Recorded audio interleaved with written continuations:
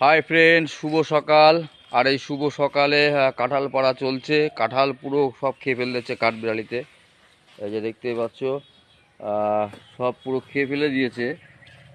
অনেকটা কাঁঠাল খেয়ে ফেলে দিয়েছে। তো কাঁঠাল পাড়ার প্রস্তুতি চলছে। এখন আমি রয়েছি বাড়িতেই। এই যে দেখতে পাচ্ছ, এটা বাড়ি।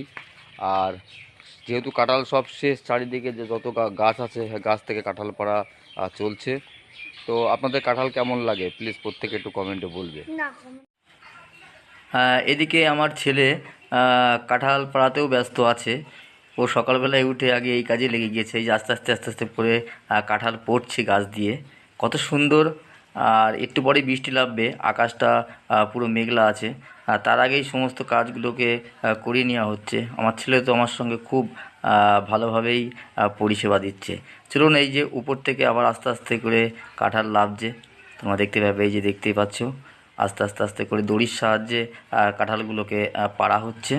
এবং এই পর দেখুন যে কীভাবে এক গাছ থেকে আর এক গাছে, আমরা যেরকম দেখেছি হনুমান কিংবা বাদর, তেমনি মানুষও কিন্তু চেষ্টা করলে সবই পারে। দেখুন এক গাছ থেকে আর এক গাছে চলেছে কীভাবে। সত্যি অপূর্ব একটা দৃশ্য আমরা দেখতে পাচ্ছি। দেখুন, তারপরে নারকেল গাছে চলে আসবে। নারকেল গাছটা অনেক ডিফারেন্স আছে, কিন্তু ওই দেখেন ঝুলে ঝুলে এক গাছ থেকে আর